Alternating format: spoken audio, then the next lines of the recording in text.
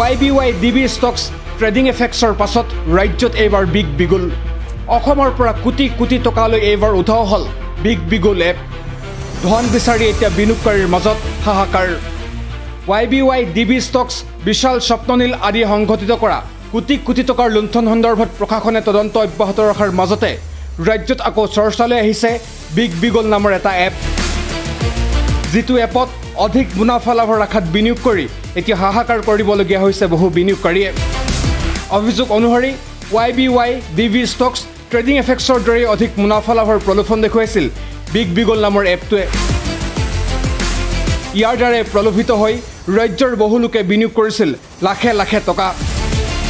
ডিব্ৰুগড়ৰ এগৰাকী বিনিয়োগকাৰী অনা অভিযোগ অনুসৰি বিগ বিগুল নামৰ অনলাইন ট্ৰেডিং নেটৱৰ্ক অসমলৈ আনিছিল আজিৰ পৰা প্ৰায় 1.5 বছৰৰ আগতে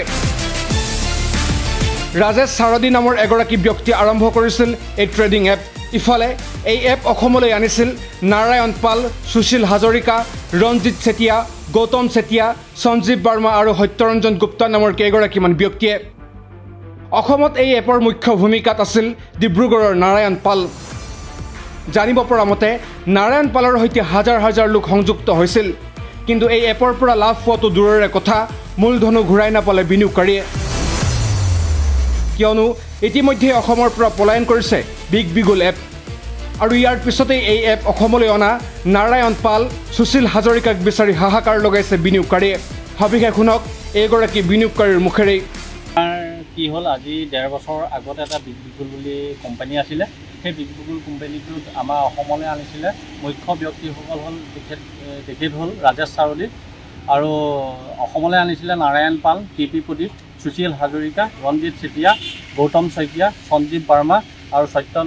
সত্যৰঞ্জন গুপ্তা ডিব্ৰুগড় তেওঁলোকে আমাক যোৰহাটতো তেনেকৈ ডাঙৰ মিটিং কৰিছিলে আৰু ইনভাইট কৰিছিলে আমি আহিছিলোঁ আহোঁতে আমাক দেখুৱাইছিলে তেওঁলোকে যিটো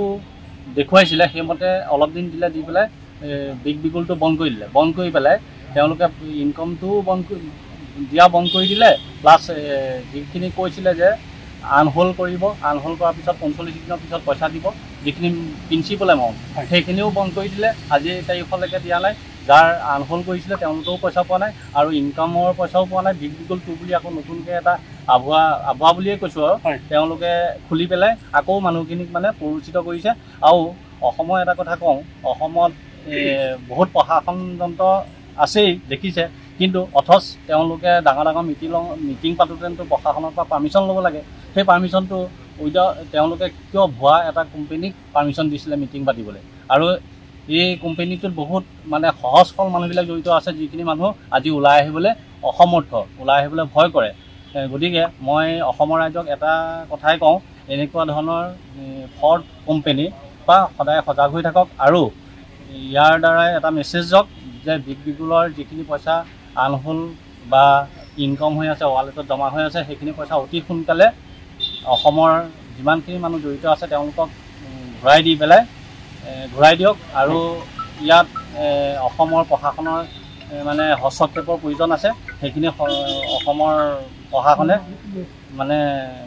হস্তক্ষেপ কৰক আমাৰ বিগ বিগুলত মোৰ 8,52,000 টকা আছে আৰু মোৰ টিমত কমচে কম 20 লাখ টকা আছে তেওঁলোকে যোগাযোগ কৰোঁতে তেওঁলোকে ধমকি দিয়ে আৰু তেওঁলোকে মোবাইল ছুইচ অফ কৰি থৈছে আৰু তেওঁলোকে এনেকৈও মেছেজ পাইছোঁ সুশীল হাজৰিকা বোলা এজনে হেনো এনেকৈও কৈছে এজনক মোক কি ঘেণ্টা কৰিব এনেকৈও বেয়া শব্দ প্ৰয়োগ কৰিছে মুঠৰ ওপৰত সহজ ধনৰ লালসাত বিনিয়োগ কৰা সকলৰ এতিয়া একেই অৱস্থা কোনোৱে লাজতে বিনিয়োগ কৰা বুলি কোৱা নাই যদিও আন একাংশই নকৈ পৰা নাই